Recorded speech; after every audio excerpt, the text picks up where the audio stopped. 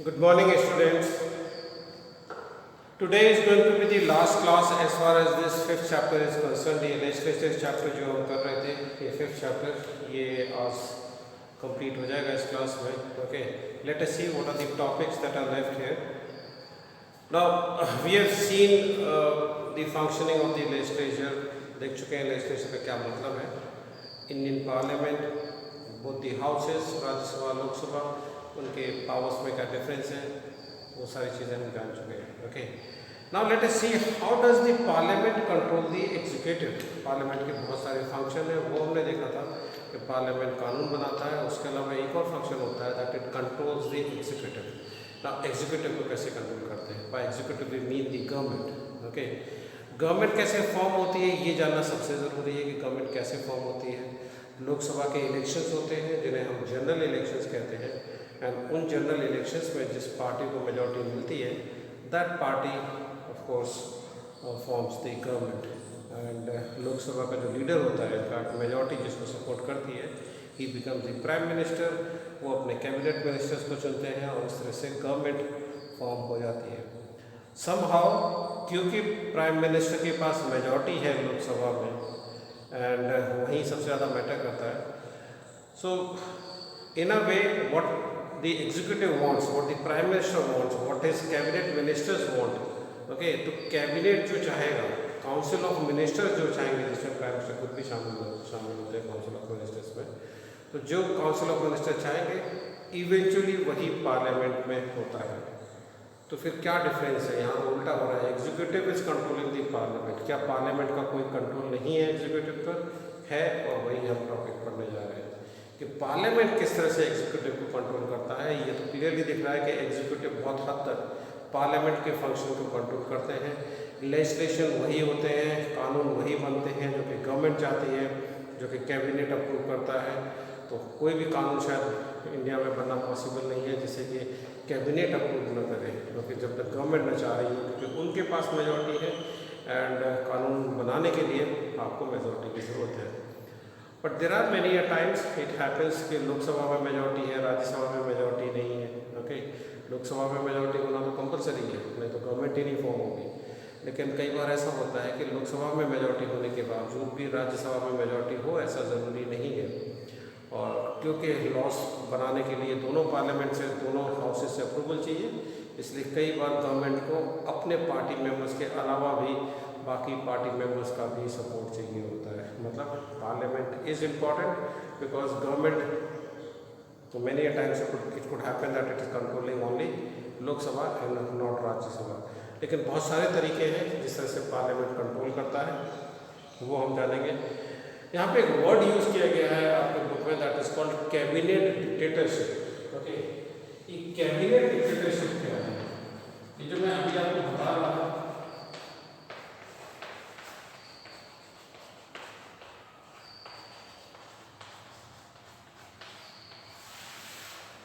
क्या देश में वही होगा, क्या वही पार्लियामेंट में होगा, वही लेजिस्लेचर में होगा जो कि कैबिनेट चाहेगा? क्या कैबिनेट डिक्टेट करता है? क्या कैबिनेट के हिसाब से ही पार्लियामेंट चलता है? ये इसका मतलब है. कुछ हद तक येस इट इज़ देयर कि कैबिनेट या गवर्नमेंट जो चाहती है वही पार्लियामेंट में होता है, बट पार्लियामेंट के अपने बहुत सारे फंक्शंस हैं and let us see that. Okay, there are many ways in which the parliament controls the executive, but basic to them is all the power and freedom of the legislature. लेकिन control तो तब करेंगे जब उसके members के पास powers होंगे and freedom होगी. प्राइम मिनिस्टर और द मिनिस्टर्स और फॉर दैट मैटर गवर्नमेंट, अगर उसे क्रिटिसाइज करना है, suppose you are criticising a particular minister और you are criticising the prime minister और the government. Okay, it's one and the same thing in fact. And government, you are the member is a bit afraid कि मैं क्या बोल रहा हूँ, क्या इसके मेरे खिलाफ कोई एक्शन लिया जा सकता है, what I can speak, what I can not speak in parliament. Okay, does he have the freedom to put his views? अगर वो गवर्नमेंट को क्रिटिसाइज करना चाहता है पार्लियामेंट में, तो can he criticise the government और नॉट, और विल ही बी अफ्रेड? तो रूल्स एंड रेगुलेशंस क्या हैं वो देखते हैं. जो रूल्स हैं वो इस तरह से हैं कि द लेजिस्लेटर मतलब जो एमपी है या एमएलए है स्टेट लेवल पर, he is totally free. Okay, he is free to express his views in the parliament. क्योंकि पार्लियामेंट में जो कुछ भी एमपी ने बोला है उसके खिलाफ कोई भी एक्शन नहीं लिया जा सकता. He can not be arrested. उसके खिलाफ कोई पुलिस कंप्लेन नहीं हो सकती, पुलिस एक्शन नहीं हो सकता. अब यहाँ पर डर नहीं रहता है किसी भी एमपीज़ के दिमाग में, या वो फ्रीली अपने आप को एक्सप्रेस कर पाते हैं, बिकॉज दे नो इट कि इस जो हम कहने जा रहे हैं इसके बेसिस पर हम पर कोई केस या किसी तरह का कोई अरेस्ट वगैरह नहीं होगा. ओके, सो पार्लियामेंट के अंदर की जो फंक्शनिंग है, in fact let me tell you one more thing कि even the judiciary does not have control. Okay, parliament के अंदर क्या होता है उसको देखने का जो अधिकार है वो जुडिशरी को भी नहीं है. वो टोटली एंड टोटली लेजिस्लेचर का काम है, एंड लेजिस्लेचर वहाँ पर जो कंट्रोल करता है. ऐसे तो काफ़ी क्योटिक हो जाएगा. ओके, लोग कुछ भी बोलेंगे एंड काफ़ी क्योटिक सीन्स हो जाएंगे. हम देखते हैं कि पार्लियामेंट में लोकसभा राज्यसभा की अगर आप फंक्शनिंग देखें, आता है चैनल है लोकसभा राज्यसभा का चैनल, अलग अलग न्यूज़ में भी दिखाया जाता है.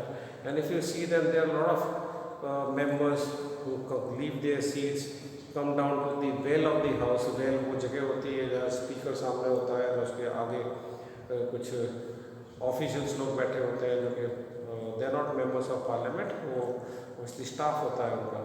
तो सभी लोग वहाँ आ जाते हैं, सभी का अपना सीटिंग अरेंजमेंट होता है. Governments are always seated on the right side. अगर स्पीकर जहाँ पर है तो स्पीकर की सीट के राइट में हमेशा गवर्नमेंट्स की सीट्स होती हैं, and on the left is the opposition. तो सबको सीट्स अलॉट कर की जाती है सभी पार्टीज़ को, एंड उसी के अकॉर्डिंगली उन्हें बैठना होता है. बट यहाँ पर कई बार हम देखते हैं they come down to the well of the house, चिल्लाने लगते हैं, शोर मचाने लगते हैं, कॉपीज फाड़ देते हैं. मेनी टाइम्स वायलेंट एक्टिविटीज़ भी होती हैं, हाथापाई भी हो जाती है. Okay, then who controls it? एक तो उनके अपने अंदर पार्लियामेंट के अंदर भी कुछ स्टाफ मेंबर्स होते हैं. Okay, security kind of people आप कह सकते हैं, जो कि किसी भी ऐसे अनरूली मेंबर को अगर हटाना हो पार्लियामेंट से तो स्पीकर आदेश देगा एंड उसे हटाया जाएगा. Okay, second, the speaker is in charge of Lok Sabha, and ऐसे ही वहाँ पर भी चेयरमैन होता है राज्यसभा में. So they are in charge of their houses. Speaker in charge of the Lok Sabha. वहाँ जो कुछ भी हो रहा है डिसिप्लिन को मेंटेन करना, पूरे हाउस को चलाना, उसे कब एडजर्न करना है, कब उसको शुरू करना है, किसको मौका देना है बोलने का, क्वेश्चन आवर कब होगा, कैसे होगा, ये सारे जो रूल्स एंड रेगुलेशंस हैं. ओके, ये सारा कंडक्ट जो होता है वो स्पीकर के हाथ में कंट्रोल होता है. तो ऐसा नहीं है कि वहाँ पर कोई किसी तरह का कंट्रोल नहीं होता है. But yes, outside the parliament, whether it is judicially or any other functionary या कोई पुलिस एक्ट या कोई आईपीसी या किसी भी तरह का कोई भी कानून वहाँ पर लागू नहीं होता है. Okay, so the member of parliament is free to speak inside the parliament and no action can be taken. तो उसके खिलाफ कोई एक्शन नहीं लिया जा सकता. Okay, so no action can be taken against a member for whatever the member may have said in the legislation. Okay, तो member ने कुछ भी कहा है जो legislation के अंदर, पार्लियामेंट के अंदर, या फिर स्टेट लेवल पे हम देखें विधानसभा विधान परिषद के अंदर कुछ भी कहा है तो उसके खिलाफ कोई एक्शन नहीं हो सकता. This is known as parliamentary privilege. इसको हम कहते हैं पार्लियामेंट्री प्रिविलेज.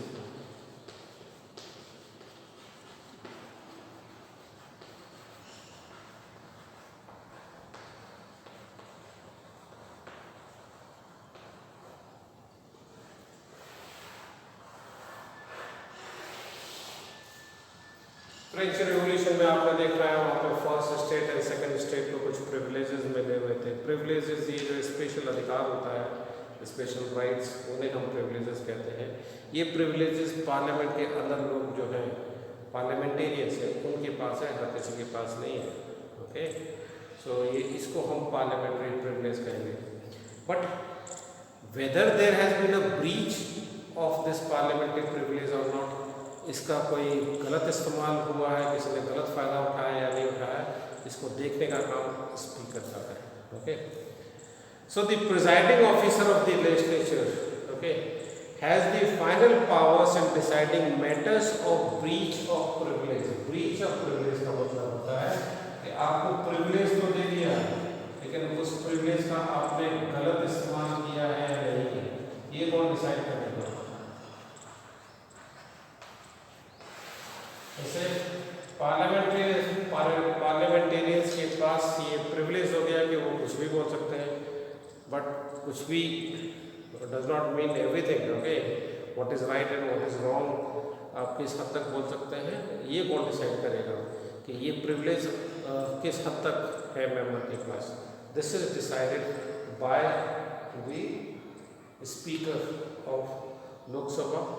ओके, या फिर हम उसे प्रिजाइडिंग ऑफिसर कहेंगे, क्योंकि राज्यसभा में स्पीकर नाम नहीं होता है, वहाँ चेयरमैन होता है. विधानसभा में स्पीकर होते हैं लेकिन विधान परिषद में स्पीकर नहीं. अलग अलग पोस्ट है, इसीलिए हमें प्रिजाइडिंग ऑफिसर जो चला रहा है हाउस को, ओके, ये वो डिसाइड करेंगे. एक तरफ प्रिविलेज है उनके पास लेकिन उस प्रिविलेज का मिसयूज तो नहीं हुआ है, ये स्पीकर डिसाइड करते हैं. The main purpose of such privilege is to enable the members of the legislature to represent the people and exercise effective control over the executive. अब क्या क्या इंस्ट्रूमेंट्स है पार्लियामेंट्री कंट्रोल किस तरह से वो कर सकते हैं? उनके पास ये तरीके, डेलिब्रेशन एंड डिस्कशंस, डिबेट्स, इनके जरिए वो एग्जीक्यूटिव्स को कंट्रोल करते हैं. During the law making process हमने देखा था कि कैसे कानून बनता है. कानून बनते समय उसमें डिस्कशन होती है, डिबेट होती है, तो वहाँ लोग अपनी राय रखते हैं. Members of the legislature get an opportunity to deliberate on the policy directions of the executive and ways in which policies are implemented. Apart from deliberating on bills, control may also be exercised during the general discussions in the house. Okay. अगर आप पूरे function देखेंगे parliament के तो उसमें आपका कई stage होते हैं. जैसे ही पार्लियामेंट ओपन होता है शुरुआत में ही एक क्वेश्चन आवर होता है. ओके, 0 आवर होता है, 0 आवर एंड फिर क्वेश्चन आवर होता है. 0 आवर का मतलब होता है कि कोई भी इम्पोर्टेंट इशू जो है उसे उठाया जा सकता है. ओके, नेशनल इम्पोर्टेंस कोई चीज़ कोई है, सपोज कोई नेशनल इम्पोर्टेंस कोई घटना हुई है तो उस मैटर को उठाया जा सकता है 0 आवर में. और फिर एक होता है क्वेश्चन आवर. क्वेश्चन आवर में डिफरेंट मेंबर्स मिनिस्टर से, गवर्नमेंट से आंसर मांगते हैं. वो अपना एक क्वेश्चन पूछते हैं, उसका आंसर सरकार देती है, उनके मिनिस्टर्स देते हैं. जिस डिपार्टमेंट से आपने पूछा है उसका मिनिस्टर उसका आंसर देंगे.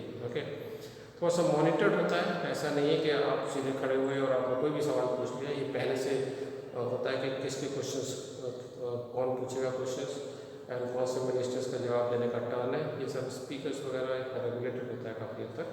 ओके, लेकिन मौका मिलता है यहाँ पर अगर कोई क्वेश्चन पूछना चाहता है तो मेंबर क्वेश्चन पूछ सकता है.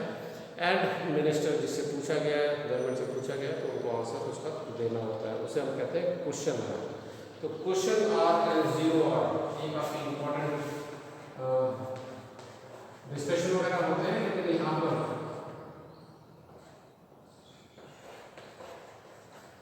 वही क्वेश्चन आंसर सेशन, अपोजिशन वाले जो लोग हैं वो क्वेश्चन पूछेंगे एंड मिनिस्टर्स को आंसर देना होगा इसमें.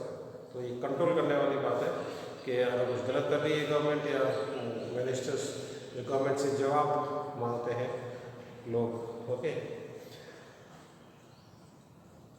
सो the question hour which is held every day, ये हर दिन होता है during the sessions of parliament. अलग अलग सेशंस होते हैं पार्लियामेंट के. पार्लियामेंट हमेशा काम नहीं करता. 365 days parliament does not work and उसके डिफरेंट सेशंस होते हैं. जैसे मानसून सेशन है, विंटर सेशन है, पार्लियामेंट के डिफरेंट सेशंस होते हैं और कुछ ही दिनों के लिए होता है. बीच में लेकिन काम चलता रहता है. हम देखेंगे कई सारी पार्लियामेंट्री कमिटीज़ होती हैं और वो अपना काम करती रहती हैं. तो क्वेश्चन आवर जो कि हर दिन होता है अगर पार्लियामेंट सेशन है तो, which is held every day during the sessions of parliament where ministers have to respond to searching questions raised by the members. Searching ऐसे लिखा है, मतलब वो questions जो भी ढूंढ कर लाते हैं लोग, इसलिए searching लिखा है उसमें. मतलब important questions जो लगता है मेंबर को, ओके, जो उन्हें जवाब चाहिए होता है वो मांगते हैं. तो मिनिस्टर्स जवाब देते हैं एंड बाकी जो पार्लियामेंटेरियंस होते हैं वो क्वेश्चन पूछते हैं। अक्सर गवर्नमेंट के लोग तो मिनिस्टर से पूछेंगे नहीं, ओके। तो suppose BJP is in power, तो बीजेपी के मेंबर्स अपने मिनिस्टर से पूछेंगे नहीं, obviously it is the opposition party जो कि पूछते हैं, ओके। ना दूसरा जो मैंने बताया 0R होता है, okay, where ministers are where members are free to raise any matter that they think is important. कोई अगर मैटर है तो उसे उठा सकते हैं 0R में, लेकिन मिनिस्टर उसका जवाब दे या न दे मिनिस्टर पर डिपेंड करता है। फिर एक हाफ एन आवर का डिस्कशन होता है on matters of public importance, okay. Adjournment motion होते हैं, बाकी काफ़ी डिटेल इनके पार्लियामेंट फंक्शन भी काफ़ी डिटेल है, इतना सिंपल भी नहीं है वो। परहैप्स द क्वेश्चन आर इसका सबसे इम्पोर्टेंट हथियार है, सबसे इम्पोर्टेंट टूल है लेजिस्लेचर के पास टू कंट्रोल द एग्जीक्यूटिव। वो उनको जो ठीक लगता है वो क्वेश्चन पूछ सकते हैं वो, ओके। इस तरह से वो कंट्रोल बनाए रखते हैं मिनिस्टर्स पर एंड गवर्नमेंट पर। So perhaps the question are is the most effective method of keeping vigil on the executive and the administrative agencies of the government. Members of parliament have shown great interest in question hour, और हम देखते हैं कि question our के समय parliament में attendance भी काफ़ी होती है। शुरुआत में ही होता है, लोग आते हैं क्वेश्चन आवर अटेंड करते हैं और कई बार चले जाते हैं, okay. This gives the members an opportunity to criticize the government and represent the problems of their constituencies.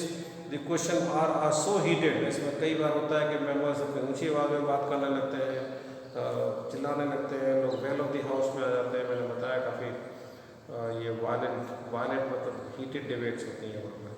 Approval and ratification of laws, दूसरा कंट्रोल है कि जो भी कानून बनाना चाहती है सरकार, ओके, उस पर डिबेट करना, उसे पास करना या उसे डिसअप्रूव करना, ये पार्लियामेंट का काम है। तो पार्लियामेंट इस अधिकार को अपना यूज़ करता है एंड इस तरह से वो एग्जीक्यूटिव पर कंट्रोल करता है। Parliament control is also exercise through the power of ratification. Ratification का मतलब है अप्रूवल, कानून को मंजूरी देना, ओके, उस बिल को मंजूरी देना। अ bill can become a law only with the approval of the parliament. A government that has the support of a disciplined majority may not find it difficult to get the approval of the legislature. Government के पास numbers हैं, उनके already majority में हैं वो दोनों house में, तब तो ज़्यादा दिक्कत नहीं आने वाली है। लेकिन जैसा कि हुआ था 1977 में एंड एनडी के रूल 2000 में, जहाँ पर उनके पास मेजॉरिटी नहीं थी राज्यसभा में, कई सारे जो बिल्स हैं वो लॉ नहीं बन पाए थे। जब तक गवर्नमेंट जब 77 में आई थी तो वो मेजॉरिटी में नहीं थे राज्यसभा में। लोकसभा में तो मेजॉरिटी में होना कंपलसरी है, अगर वहाँ नहीं होगी तो गवर्नमेंट ही नहीं बन सकती। लेकिन कई बार ऐसा होता है कि लोकसभा में मेजॉरिटी तो हासिल कर ली, लेकिन राज्यसभा में मेजॉरिटी नहीं हासिल कर पाए, okay. So many bill such as the Lokpal bill have failed enactment. Prevention of terrorism bill 2002 वो भी रिजेक्ट हो गया था राज्यसभा से, ओके। थर्ड एक और बहुत इंपॉर्टेंट है, वो है फाइनेंशियल कंट्रोल। ये मैंने डिस्कस किया था कि फाइनेंशियल कंट्रोल, सारा पैसा एक तरीके से पार्लियामेंट के कंट्रोल में रहता है। Government can always spend it but they have to take approval from the parliament, okay. Budget बनाकर पेश करना होता है, बजट जब पास होता है उसके बाद ही गवर्नमेंट के पास वो पैसा आता है, गवर्नमेंट उस पैसे को खर्च कर सकती है। गवर्नमेंट जो भी पैसा खर्च करती है उसका हिसाब किताब पार्लियामेंट को देना होता है। And by parliament I mean Lok Sabha, okay, क्योंकि सारे फाइनेंशियल पावर्स लोकसभा के पास है, okay. Preparation and presentation of budget for the approval of the legislature is constitutional obligation of the government. Government की जिम्मेदारी है कि बजट को बनाए, पेश करे, परमिशन ले पार्लियामेंट से, ये उनका काम है, okay. Legislature may refuse to grant resources to the government, यानी पार्लियामेंट रिफ्यूज कर नहीं सकता। ऐसा होता तो नहीं है, पॉसिबल नहीं है, you know it, but Nevertheless, before granting money, the Lok Sabha can discuss the reasons for which the government requires money. लेकिन यहाँ पर गवर्नमेंट को जवाब जरूर देना होता है, इतना पैसा खर्च कर रहे हैं, कहाँ खर्च कर रहे हैं, क्यों खर्च कर रहे हैं, रीजंस देने होते हैं, okay.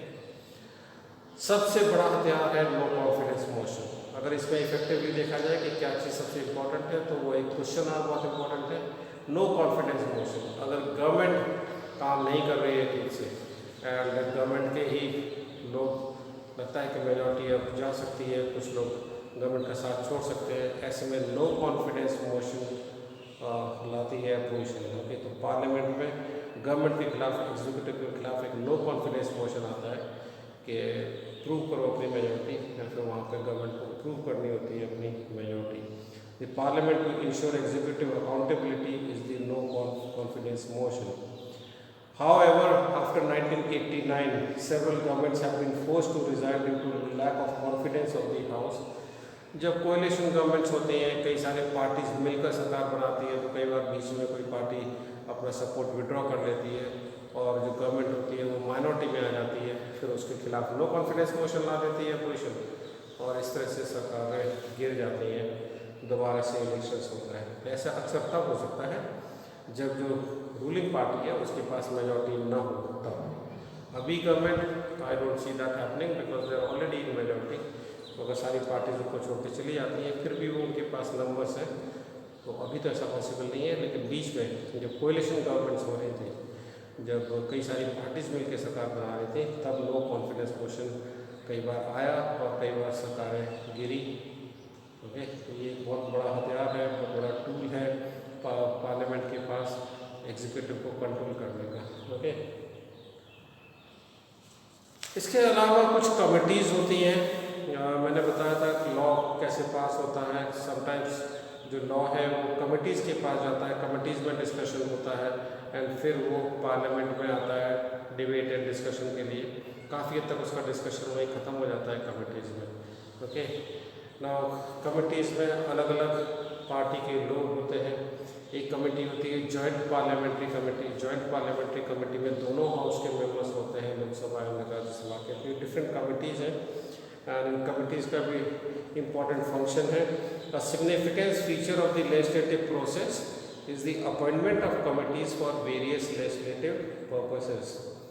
Since the parliament meets only during the session, कुछ ही दिन के लिए पूरे साल में पार्लियामेंट इकट्ठे होते हैं सभी मेंबर्स, हमेशा नहीं हो सकता। 365 डेज वहाँ पे एमपीज अगर बैठ के डिस्कस करेंगे तो फिर अपने कॉन्स्टिट्यूंसी में जाके काम कब करेंगे, इसलिए हमेशा पार्लियामेंट सेशन नहीं हो सकता। एंड जब पार्लियामेंट सेशन नहीं हो रहा होता है तो ये कमिटीज़ काम कर रही होती हैं लॉ बनाने के लिए। उसमें बहुत सारे डिटेल्स होते हैं, बहुत काम लगता है, बहुत उस पर टाइम देना पड़ता है। और अगर केवल पार्लियामेंट सेशन के समय में ही काम होगा तो ये नहीं हो पाएगा, इसलिए कमिटीज़ होती हैं और ये कमिटीज़ जब पार्लियामेंट काम नहीं कर रहा होता है तब भी काम करती रहती है। Okay, since the parliament meets only during session, it has very limited time at its disposable.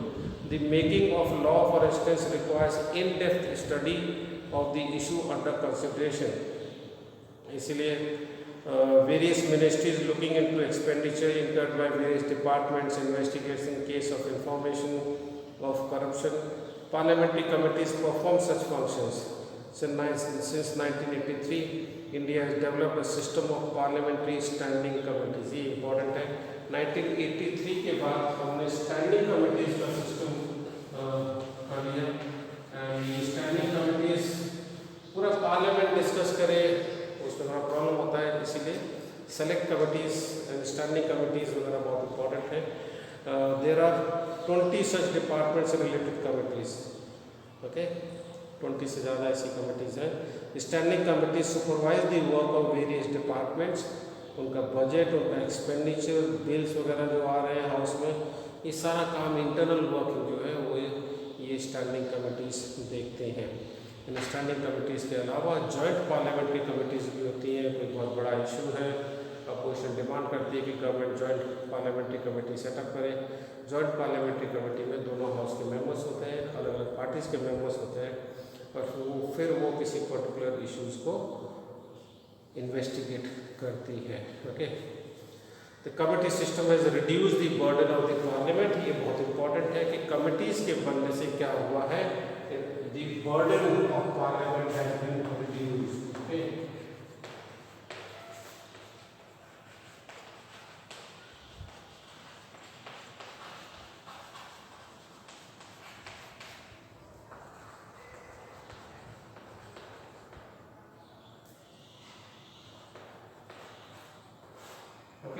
Burden of parliament काफ़ी हद तक कम हो गया है कमिटीज़ के अप्रूवल के बाद।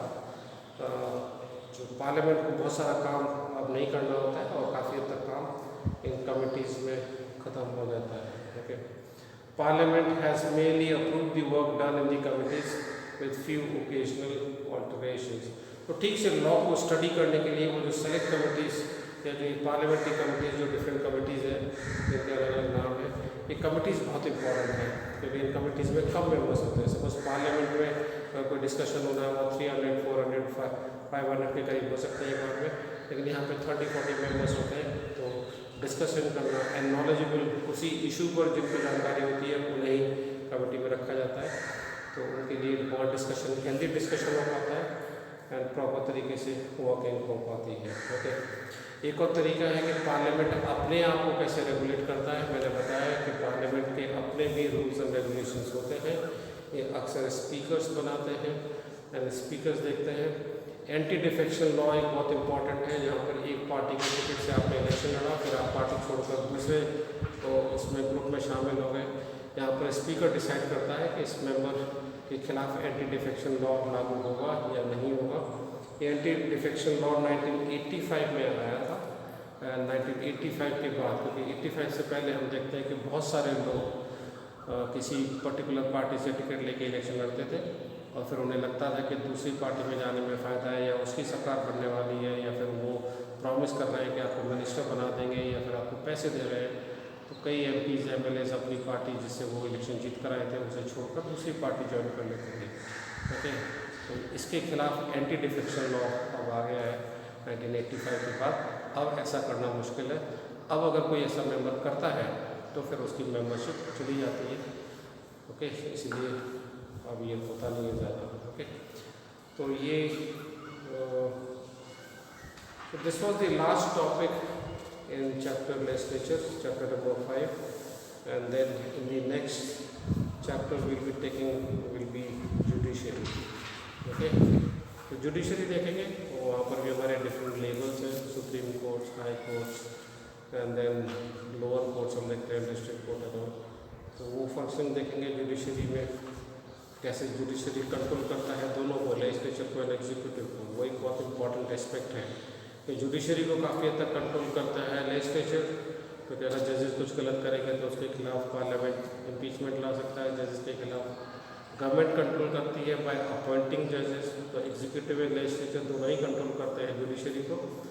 इस चैप्टर में हम देखेंगे किस तरह से जुडिशरी दोनों को कंट्रोल करता है, लेजिस्लेचर को भी एंड एग्जीक्यूटिव को भी to some extent. Okay, so next chapter, in the next class we'll be taking the next chapter, judiciary, but in the meantime I will not be starting this chapter. Okay, इससे पहले हम geography के कुछ chapters लेंगे and then we'll come back to political science. So thank you.